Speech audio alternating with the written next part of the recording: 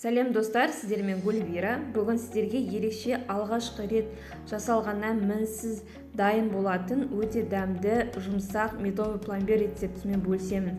Көптеген медовый торттың рецептін жасап көрдім, бірақ осы рецепт өте ерекше, сондықтан видеоның соңына дейін қарап, жасап көріңіздер, ұнайтынына сенімдімін. Керекті заттар: ұн, бал, сары май, жұмыртқа, қант, ас содасы. Кремге сливка мен сгущенка пайдаланамыз. Біріншіден ыдысымызға балды құйып, су моншасы водяная баняға қоямыз. Астындағы су ыдысқа тимеу керек. Бумен балды ертеміз. Балымыз ергеннен кейін 1 чай қасық ас содасын салып, жақсылап араластырамыз. Ас содамыз көпіретін болады.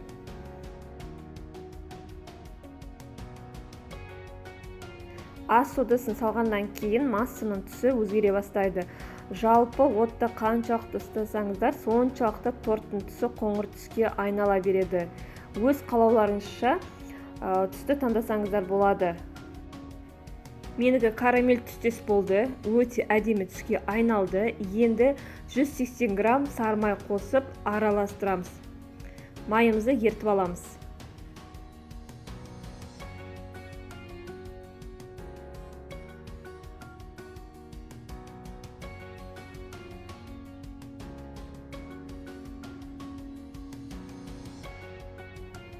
Бөлек ыдысқа 4 жұмыртқа және қантымызды салып араластырып, бал массамызға міне қосамыз.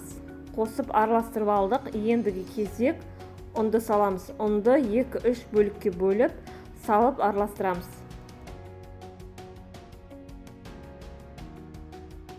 Барлық ингредиентімізді салып араластырып алдық. Ендігі кезек пісіретін боламыз. Массамыз өте әдемі карамель түсте шықты. Тестіміз сұйық шығады, еш уайымдамаңыздар. 2-3 қасық пергамент бумагаға құйып, үстіне ұн сеуіп, видеода көрсетілгендей қолмен жаямыз. Өте ыңғайлы, өте тез жайылады, өте жұмсақ шығады. Барлық бисквитімізді видеода көрсетілгендей пісіріп аламыз. Бізде 8 бисквит шығады. 180 градусқа пешімізді алдын ала қызыртып аламыз. Бисквитті 5-7 минутта пісіреміз. Достар, менің бисквитім пісіп шықты. Менікі 5 минутта пісті. Қараңыздар, видеода көрсетілгендей өте жұмсақ болады. Және де бисквит суғаннан кейін де ешқандай қатпайды. Осы видеода көрсетілгендей жұмсақ болып шығады.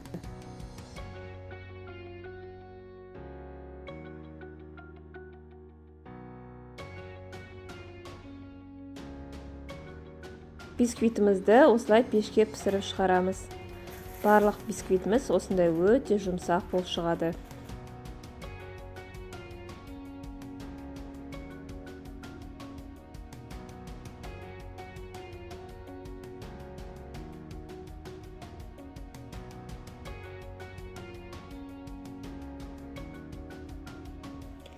Достар, менде барлық бисквит пісіп шықты. 8 бисквит шықты менде. Енді бисквитімізді диаметрге келтіріп қиып аламыз. Мен 26 сантиметрлік диаметрмен қиып алдым. Енді тортымызды құрастыратын боламыз. Міне қараңыздар, бисквит өте жұмсақ.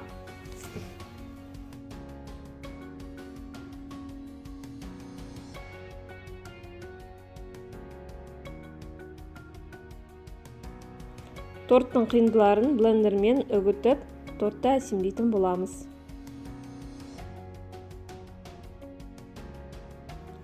Торттың кремін дайындайтын боламыз. Бізге салқын сливки және салқын сгущенка. Сгущенканың жарты банкасын ғана пайдаланамыз.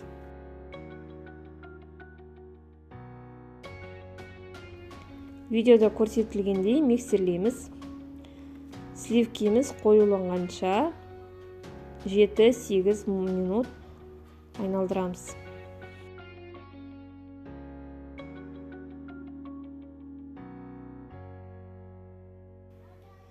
Міне креміміз шықты, өте әдемі, өте нәзік болды.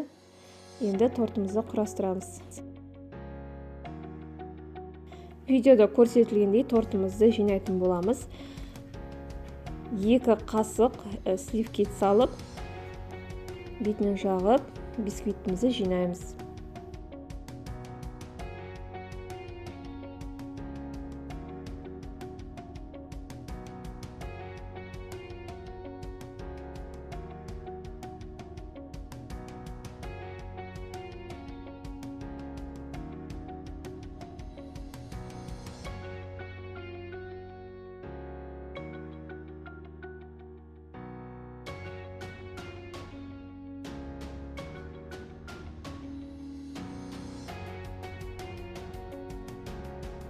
Менде биік торт шықты, достар. Достар, өз қалауларыңызша әсемдесеңіздер болады.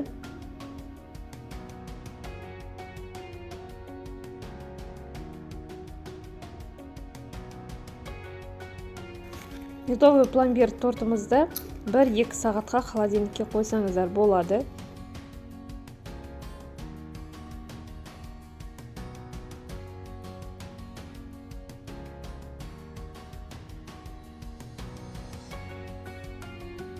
Медовый пломбир тортым дайын болды.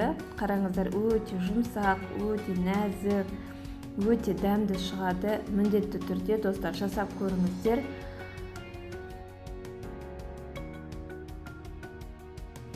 Видеода көрсетілгендей тортымыз өте жұмсақ шығады, достар. Жеген кездеріңізде прям ауыздарыңызда еритін болады.